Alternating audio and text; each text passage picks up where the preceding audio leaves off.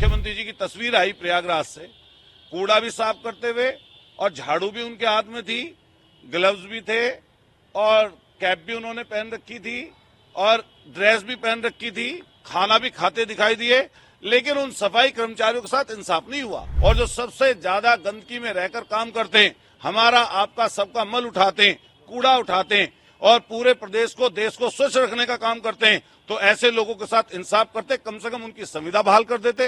देखिए मैसेज यही है, पहले प्रधानमंत्री जी ने 2019 में सफाई कर्मचारियों के पैर धुले और वो पैर धुलते धुलते आज तक बेचारे वो ऐसे ही परेशान घूम रहे हैं। उसके बाद मथुरा में कूड़ा बीनने का काम किया प्रधानमंत्री जी ने। उसके बाद कल मुख्यमंत्री जी की तस्वीर आई प्रयागराज से, कूड़ा भी साफ करते हुए और झाड़ू भी उनके हाथ में थी, ग्लव्स भी थे और कैप भी उन्होंने पहन रखी थी और ड्रेस भी पहन रखी थी, खाना भी खाते दिखाई दिए, लेकिन उन सफाई कर्मचारियों के साथ इंसाफ नहीं हुआ।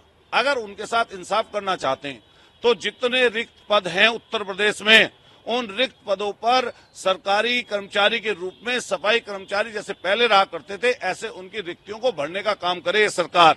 और साथ साथ अगर वो भी नहीं कर सकती थी तो जब कल उनके साथ बैठकर खाना खाया था, उनको कोई लाभ देना चाहते थे, मदद करना चाहते थे उन कोरोना वॉरियर्स को, और जो सबसे ज्यादा गंदगी में रहकर काम करते हैं, हमारा आपका सबका मल उठाते हैं, कूड़ा उठाते हैं और पूरे प्रदेश को देश को स्वच्छ रखने का काम करते हैं, तो ऐसे लोगों के साथ इंसाफ करते, कम से कम उनकी संविदा बहाल कर देते।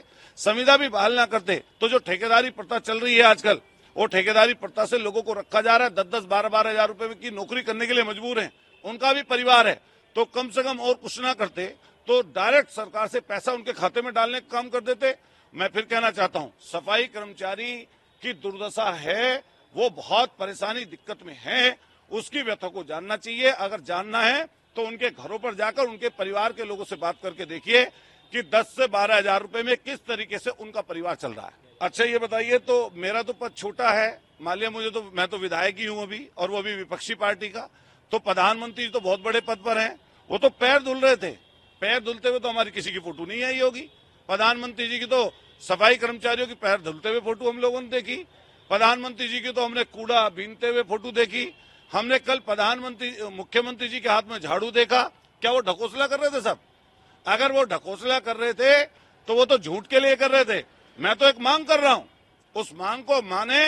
अगर मेरी मांग गलत है तो उत्तर प्रदेश सरकार के कोई नुमाइंदे आए सामने और सामने आकर कहें कि अतुल प्रधान ने, जो विपक्षी पार्टी का विधायक है, उसकी मांगे गलत है। ये हिंदू मुसलमान मंदिर मस्जिद का विषय भारतीय जनता पार्टी का है, ये हमारा विषय नहीं है। जनता के मूल मुद्दों से जनता को भटकाना, ये भारतीय जनता पार्टी का काम है। समाज में जाति का और धर्म का जहर घोलना, ये भारतीय जनता पार्टी का काम। ये जिसके लिए मैं आज यहाँ पे आया हूँ, ये भी तो किसी जाति के हैं। घोषणा करें यहाँ पर चिल्लाकर। अभी मैं जब गन्ना किसान के लिए बोल रहा था सदन में, तो माननीय मंत्री जी की तरफ से कोई जवाब नहीं बना। गन्ना किसान करोड़ों की संख्या में है, क्यों 1 रुपया गन्ने का नहीं बढ़ाया? क्यों लोग परेशानी और दिक्कत में घूम रहे हैं? उस पर बात नहीं करेंगे, लेकिन इस पर बात करेंगे जिससे आपस में जहर घोले, जातीय धर्म की भावनाएं आपस में भड़के और इसके नाम पर वोट मांगे।